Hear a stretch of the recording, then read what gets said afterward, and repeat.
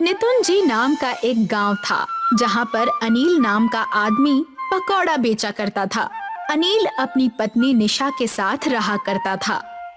ठीक अनिल के पकौड़े की दुकान के सामने कुलदीप नाम के व्यक्ति ने चाय और शहर की प्रसिद्ध ओरियो बिस्किट बेचना शुरू की थी। कुलदीप और अनिल एक दूसरे से ईर्ष्या करते थे। एक दिन कुलदीप और अनिल रास्ते में मिले। अरे भाई अनिल, पकौड़े कैसे बिक रहे हैं तुम्हारे? अरे भाई तुम्हें क्या बताऊं, जब से तुम ये शहर की ओरियो नाम की बिस्किट लेकर आए हो ना, तब से सबको चाय के साथ इसी बिस्किट को खाना है। अब क्या बताऊं अनिल भाई, धंधा तो मेरा भी अच्छा नहीं चल रहा है। कभी आपके पास ज्यादा ग्राहक आ जाते हैं तो कभी मेरे पास। एक काम कीजिए, अपने पकौड़े को बेचना बंद कर दीजिए। अरे कैसी बातें कर रहे हो भाई, मेरी दुकान तुमसे पहले शुरू हुई थी, इसीलिए तुम अपनी दुकान बंद करो। मैं तो नहीं बंद करूंगा अपनी दुकान। तो फिर मैं भी बंद नहीं करूंगा अपनी दुकान। दोनों एक दूसरे से झगड़कर अपनी अपनी दुकान पर चले जाते हैं। और दूसरी ओर जमींदारनी नीतू अपने चेले टीटू को कहती है, टीटू, मुझे एक नया व्यापार खोलना है, बता हम क्या कर सकते हैं? मालकिन, आजकल मैंने देखा है कि गांव में शहरी पकवान ज्यादा बिक रहे हैं। जैसे कि मैंने सुना है कि मैगी नाम का कोई पकवान बहुत ज्यादा बिक रहा है गांव में, और स्वादिष्ट भी होता है। अगर ऐसा है तो कल से हम वो मैगी ही बेचेंगे, वो भी स्वादिष्ट बनाने वाला केमिकल को डालकर। जा टीटू, मैगी की सामग्री ले आ और अपने गुल्लू से, जो दूसरे गांव में दवाई बेचा करता है, उसे खाने को स्वादिष्ट बनाने वाली दवाई ले आ। वाह मालकिन, धंधा खुला नहीं और लोगों को ठगने का उपाय भी सोच लिया। आप तो सच में बड़ी लालची निकली। चल फुट, जो लाने कहा है वो लेकर आ, ज्यादा मुंह मत चला। टीटू सामान लेने चला जाता है और शाम तक सारा सामान लेकर आ जाता है।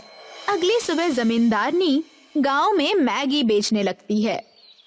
ले लो मैगी ले लो, ना ओरियो ना पकोड़े। मैगी खा के लोग दौड़े, मैगी खाओ, शक्तिशाली हो जाओ। तभी वहाँ से एक औरत गुजरती है और वो मैगी की बात सुनकर रुक जाती है। अरे वाह, मैंने तो सुना है मैगी तो सिर्फ शहर में बिकती है, मगर अब इस गांव में भी बिकेगी मैगी।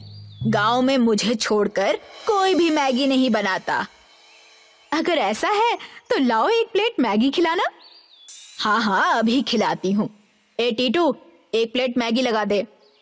टीटू उस औरत को एक प्लेट मैगी देता है और वो औरत उस मैगी को खा के बहुत खुश होती है।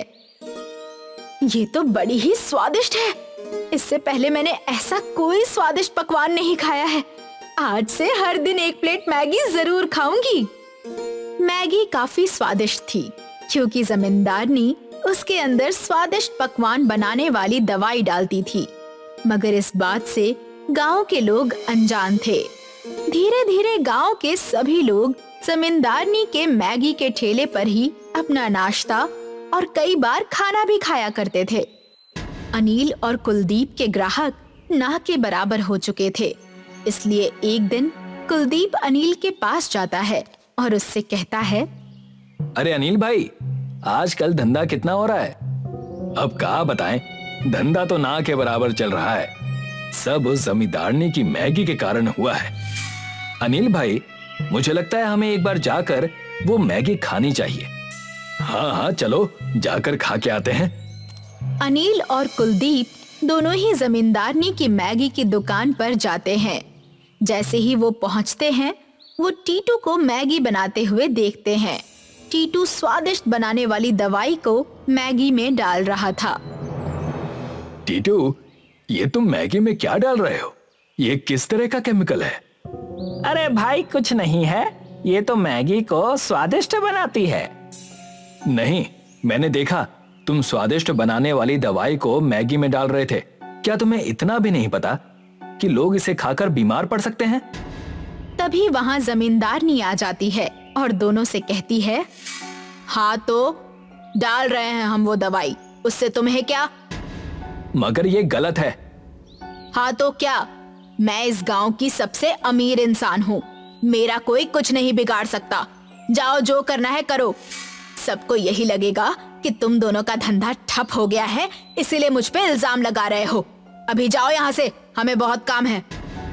अनिल और कुलदीप वहां से चले जाते हैं। वो देखते हैं कि अनिल की दुकान के पास एक साधु खड़ा है। बेटा, खाना खिला दो। बेटा, बड़ी दूर से यात्रा करके आया हूँ, कुछ खिला दो। दूध, पकौड़े, कुछ भी चलेगा। हाँ साधु जी, अभी मैं आपको खाने के लिए पकौड़े देता हूँ। मैं भी आपके लिए दूध और ओरियो लेकर आता हूँ। कुलदीप दूध और ओरियो लेकर आता है और अनिल पकोड़े। साधु अनिल के पकोड़े और कुलदीप के ओरियो बिस्किट को खाकर दूध पी लेता है। बेटा, तुम दोनों का बहुत बहुत शुक्रिया, मगर मैंने देखा तुम दोनों मेरे पास आए तब दुखी थे। क्या बात है बताओ मुझे, मैं तुम्हारी मदद करूंगा। अनिल और कुलदीप नीतू जमींदारनी की सारी बातें साधु को बताते हैं, जिसे सुनकर साधु उनसे कहता है, कोई बात नहीं बेटा, मैं तुम्हें एक ऐसी वस्तु दूंगा जिससे तुम दोनों जमींदारनी से भी कहीं ज्यादा स्वादिष्ट पकवान बना सकोगे, मगर तुम दोनों को एक साथ काम करना होगा। साधु अपने हाथों को आगे करता है और एक मंत्र पढ़ता है। मंत्र पढ़ते ही उनके हाथों में एक जादुई कढ़ाई आ जाती है। वो कढ़ाई वो अनिल को देते हुए उससे कहते हैं, ये कढ़ाई लो, इस कढ़ाई में पानी भी तेल का काम करेगा। इसमें तुम दोनों अपने अपने पकवान साथ मिलाकर बनाना और साथ में काम करना। बस पढ़ते रहो और अच्छे कर्म करो। जी साधु जी। साधु अपने रास्ते निकल जाते हैं। कुलदीप अनिल को ओरियो देता है और उसे कढ़ाई में डालकर तलने लगता है। अनिल उस ओरियो पकोड़े को बाहर निकालता है और दोनों ही उसे खाते हैं। वो ओरियो पकोड़ा बड़ा ही स्वादिष्ट होता है। ये तो सच में स्वादिष्ट है, इसे तो हमें अभी से बेचना शुरू कर देना चाहिए। अनिल और कुलदीप दोनों ओरियो पकोड़ा बेचना शुरू करते हैं। पकौड़े पकौड़े, ओरियो पकौड़े, इसे खाकर कोई भी पेट पकड़ के ना दौड़े, क्योंकि ये है स्वादिष्ट और सेहत के लिए अच्छे भी।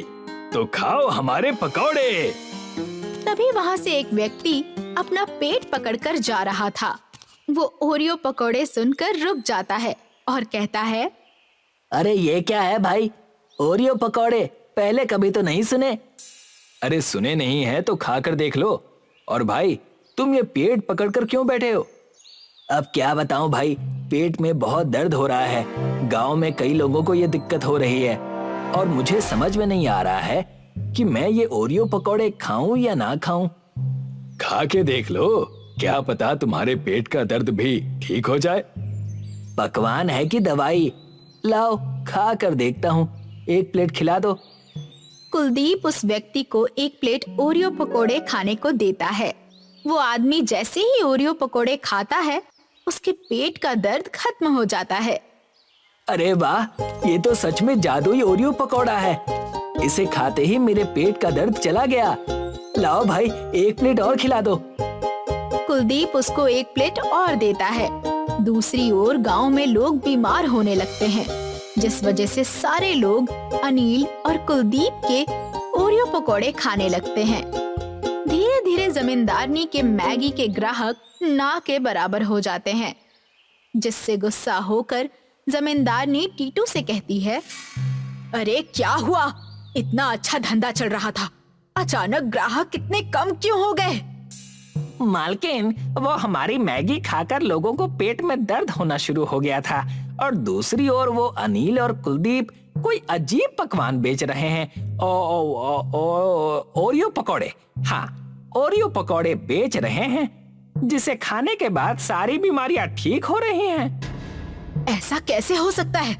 ये क्या कोई जादुई तरीके से ओरियो पकोड़े बना रहे हैं? जी मालकिन जी, कढ़ाई में वो लोग पकौड़े बना रहे हैं। वो जादुई कढ़ाई है, जिसे एक साधु आशीर्वाद के तौर पर उन्हें भेंट देकर गए थे। उस कढ़ाई में जो भी बनता है वो स्वादिष्ट ही होता है और बीमारी भी ठीक कर देता है। अच्छा, अगर ऐसा है तो वो कढ़ाई मेरे पास होनी चाहिए। जैसे ही रात होगी हम दोनों जाकर उस कढ़ाई को चुरा लेंगे टीटू। पहले छल किया करती थी और अब चोरी भी करने लग गई। चुप कर, जैसा कहती हूँ वैसा कर। जैसे ही रात होती है, रात के अंधेरे में जमींदारनी और टीटू दोनों ही अनिल और कुलदीप के ओरियो पकौड़े की दुकान पर आते हैं। वो दुकान खोलकर उसमें से वो कढ़ाई ढूंढने लगते हैं। कढ़ाई मिल जाती है। जैसे ही जमींदारनी और टीटू कढ़ाई को लेकर दुकान से निकलते हैं, वैसे ही वो देखते हैं कि सामने प्रधान, अनिल, कुलदीप गांव वालों के साथ खड़े हैं। जमींदारनी, तुम्हारी चोरी पकड़ी गई। प्रधान जी, आप? हाँ, मैं। जब गांव में लोग ज्यादा बीमार पड़ने लग गए थे, तब मैं तुम्हारी मैगी की जांच करने आया था। तभी मैंने तुम्हें तुम्हारे कामगार टीटू से बात करते हुए सुना। प्रधान जी, हमने खुद देखा है इन्हें वो स्वादिष्ट बनाने वाली दवाई को मैगी में डालते हुए, जिस वजह से लोग बीमार पड़ गए थे। प्रधान जी, ऐसा कुछ नहीं है। अब इस चोरी से नहीं भाग पाओगे और हमने तुम्हें कढ़ाई चुराते हुए भी पकड़ लिया है। लालच में इतनी अंधी हो गई कि गांव वालों की सेहत के साथ भी खिलवाड़ कर बैठी। क्या करोगे इतने पैसों का? क्या मृत्यु के बाद एक पीतल का सिक्का भी अपने साथ ले जा पाओगी? तो किस बात का इतना लालच? तुम्हें और तुम्हारे कामगार दोनों को इस गांव से निकाला जाता है। चले जाओ और कभी अपनी शक्ल मत दिखाना। प्रधान और गांव वाले नीतू जमींदारनी और उसके कामगार टीटू को गांव से बाहर निकाल देते हैं और अनिल और कुलदीप के ओरियो पकौड़े पूरे गांव में प्रसिद्ध हो जाते हैं। धर्मपुर नाम का एक गांव था जहां किशन अपनी पत्नी और अपने बच्चों के साथ रहा करता था। वो अपने परिवार का बहुत ख्याल रखता था। गांव हाईवे के करीब होने के कारण वहां का व्यापार बहुत अच्छा चलता था। किशन वैसे तो एक गरीब किसान था। उसका शहर जाकर दुकान खोलने का सपना था। काश मैंने अपनी माँ की बात मान ली होती तो मैं आज इस कदर परेशान नहीं होती और अपना भविष्य तुम्हारे साथ नहीं देखना पड़ता। तुम हर सुबह मुझे ताना सुनाती हो। अपने मायके क्यों नहीं चली जाती? यहाँ तुम्हें कम से कम 2 वक्त की दाल रोटी तो मिल रही है। वहाँ तुम्हें क्या मिलेगा? देखिए जी, आप भले ही मुझसे जो जी में आए कहिए, लेकिन मेरे मायके वालों के बारे में कुछ मत कहिए। अच्छा बाबा, ठीक है, पर तुम इतनी बौखलाई हुई क्यों हो? बच्चों ने कितने दिनों से बर्गर और पिज़्ज़ा नहीं खाया है। उनकी जिद है कि अब उन्हें घर का खाना नहीं खाना। तुम तो जानती हो भाग्यवान, इस बार खेती में ज्यादा बारिश के कारण हमें कितना नुकसान हुआ है। ऊपर से नील गाय कितने सारे आ गए हैं। अब हम खेती बाड़ी तो कर ही नहीं सकते। ये मैं समझ सकती हूँ, पर बच्चों को कौन समझाए?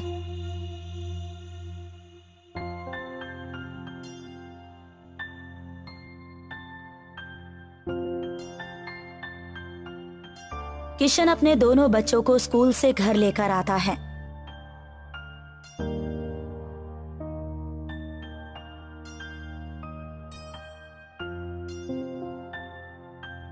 बच्चे घर के अंदर आते ही सवाल पूछने लगते हैं। पापा, मेरा पिज्जा कहाँ है? ना पिज्जा है और ना बर्गर। यहाँ तो कुछ भी नजर नहीं आ रहा। हाँ पापा, मेरे सारे क्लासमेट्स टिफिन में बर्गर और पिज्जा लेकर आते हैं और एक हम है कि भिंडी लौकी खाते रहते हैं। बहुत बेइज्जती होती है हमारी। तुम दोनों चिंता न करो, हमारा समय भी बदलेगा। कुछ दिन और इंतजार कर लो। किशन और बच्चों की बात सुनकर साया की आंखों में आंसू आ गए। तब साया ने किशन से कहा, मैं कुछ दिनों के लिए अपने बच्चों को लेकर अपने मायके चली जाती हूँ। मेरा भाई उन्हें ये सारी चीजें लाकर दे देगा जो आप नहीं दे पा रहे हैं। इतना कहने के बाद साया अपने बच्चों को लेकर अपने मायके चली जाती है और किशन घर पर अकेला रह जाता है।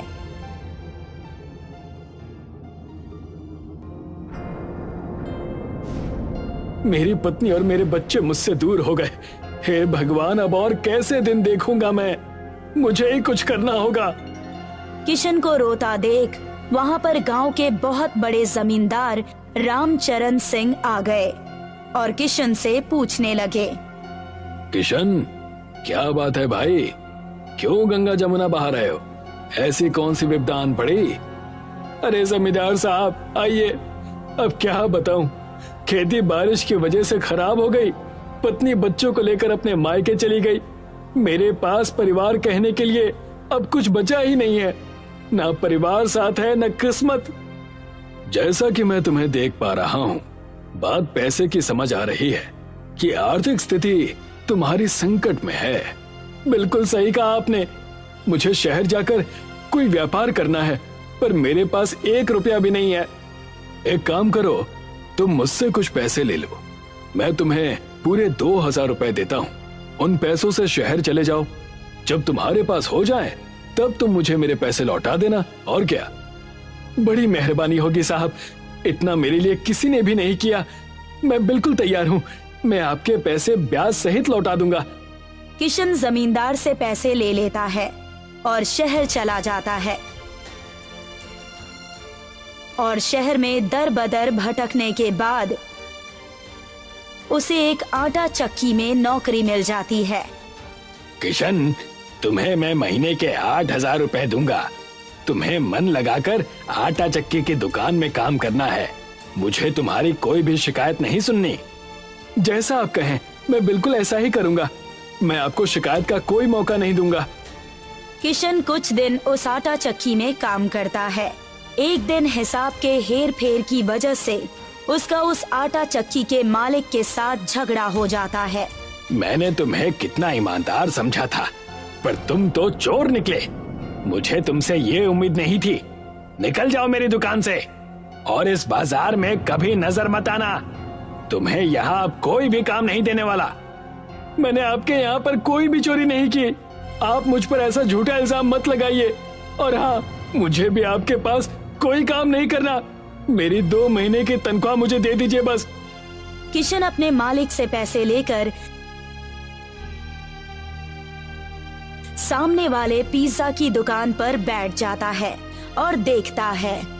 आओ आओ, गर्मा गर्म पिज्जा खाओ। यार, मैं अकेले कितना काम करूं, मुझे कुछ समझ में नहीं आ रहा। कोई एक बंदा मिल जाए तो मैं उसके ऊपर अपनी जिम्मेदारी सौंप दूं। लच्छू की बात सुनकर किशन उसके पास चला गया और कहने लगा, भाई साहब, क्या मैं आपकी दुकान में काम कर सकता हूँ? मुझे भी पिज्जा बनाना सिखा दीजिए। मैं लोगों के जूठे बर्तन धोने के लिए भी तैयार हूँ। लगता है ये मजबूर है। इसकी मजबूरी का मैं बखूबी फायदा उठाऊंगा। हाँ हाँ, क्यों नहीं। तुम मेरे दुकान में काम कर सकते हो, लेकिन एक ही शर्त पर। मैं तुम्हें तनख्वाह सिर्फ 2000 ही दूंगा और काम पूरे दिन करवाऊंगा। मुझे ये शर्त मंजूर है, मैं जरूर काम करूंगा। इतना कहकर किशन उस दुकान पर काम करने लगा। धीरे धीरे 1 महीने बीत चुके थे। किशन अब पिज्जा बनाना बखूबी जान चुका था।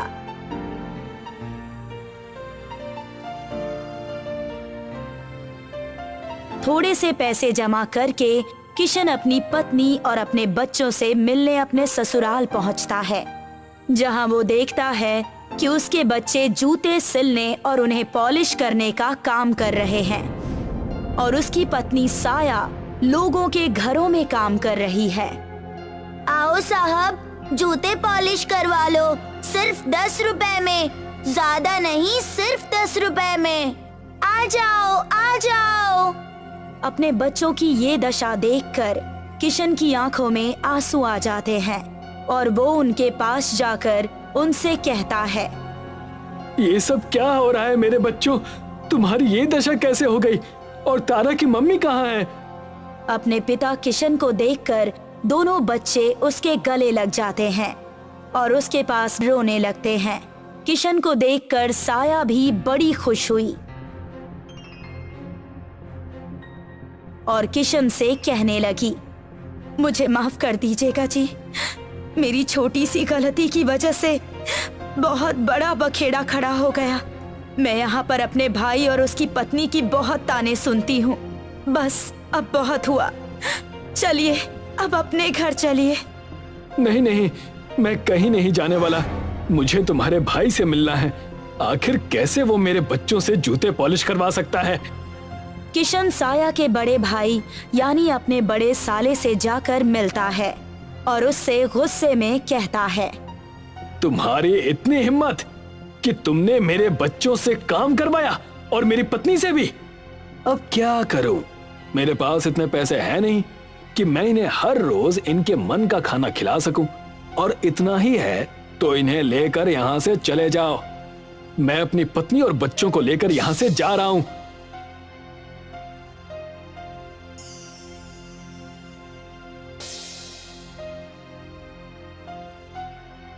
किशन अपने बच्चों और अपनी पत्नी के साथ अपने गांव चला आता है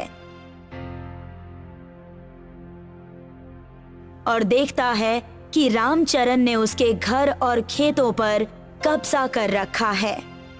अरे आओ किशन आओ, मेरे ब्याज के पैसे मुझे दे देना और अपना घर छुड़वा लेना। पर 2000 रुपए के लिए आपने मेरा घर और खेत कैसे ले लिया? 2000 नहीं, मैंने तुम्हें पूरे 20,000 दिए थे और अब उसका ब्याज और सूद मिलाकर तुम्हें मुझे पूरे 1 लाख देने हैं। पैसे दो और अपनी जमीन और अपना घर ले जाओ। रामचरण ने किशन को अपने घर से बेघर कर दिया और किशन अपने परिवार के साथ रास्ते पर आ गया।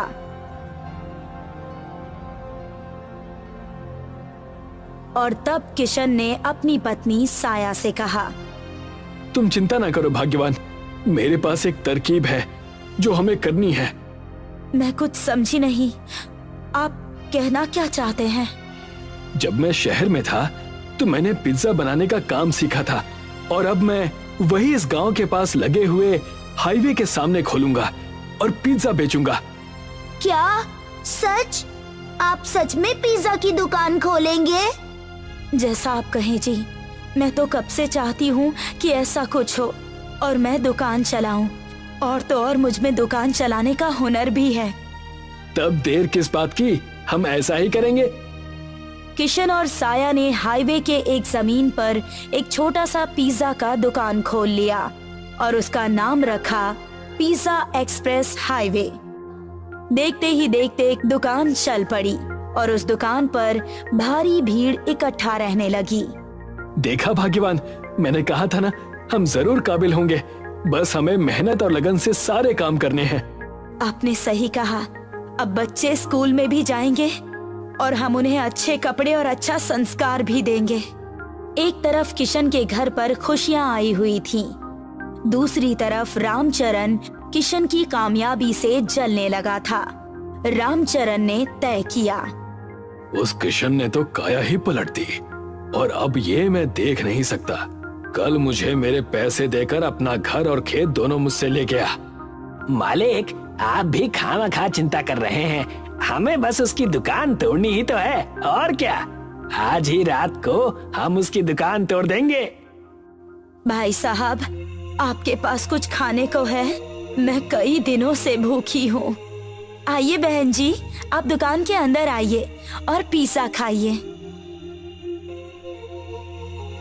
साया ने खुद अपने हाथों से एक पिज्जा उस सुंदर औरत को परोसा।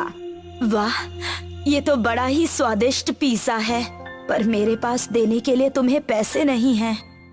मेरी पत्नी ने आपको बहन कहा है और आप अब घर की हुई। आप पैसों की चिंता ना कीजिए और पेट भर के खाइए। जैसे ही किशन ने इतना कहा, उस सुंदर औरत ने एक परी का रूप धारण कर लिया और उनसे कहने लगी, हमेशा खुश रहो किशन और साया। मैं एक मायावी परी हूँ।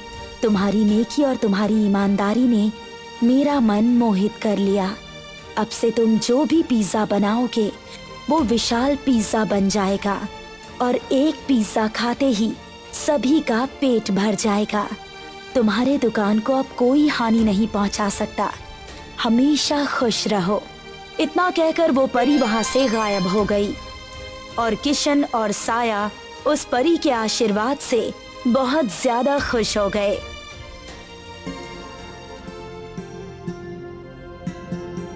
रात को रामचरण अपने कुछ गुंडे लेकर उनके दुकान पर पहुंचा। जाओ, इसकी दुकान को हाईवे से नीचे गिरा दो। आप चिंता न करिए। जैसे ही वो गुंडे उस पिज्जा एक्सप्रेस हाईवे की दुकान के पास पहुंचे, सामने से एक पेड़ की डाली बहुत तेजी से उनकी तरफ आई और उन्हें अपने साथ उठाकर पेड़ के ऊपर लेकर चली गई। बचाओ, हमें बचाओ, यहाँ से नीचे उतारो, बचाओ हमें। उनकी आवाज सुनकर वहाँ पर किशन का परिवार आ गया और कहने लगा, बड़ा मजा आया। रामचरण काका तो पूरे बंदर लग रहे हैं। जी हाँ, जैसे को तैसा। मुझे माफ कर दो किशन, मुझसे बहुत बड़ी गलती हो गई है।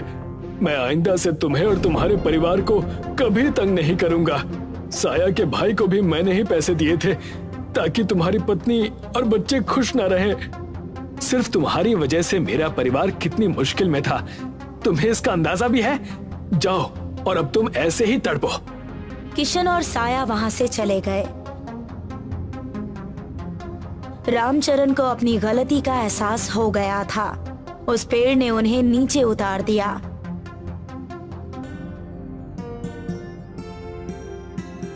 तब से किशन अपना पिज्जा एक्सप्रेस हाईवे बहुत अच्छे से चलाने लगा और खुशहाल जिंदगी जीने लगा।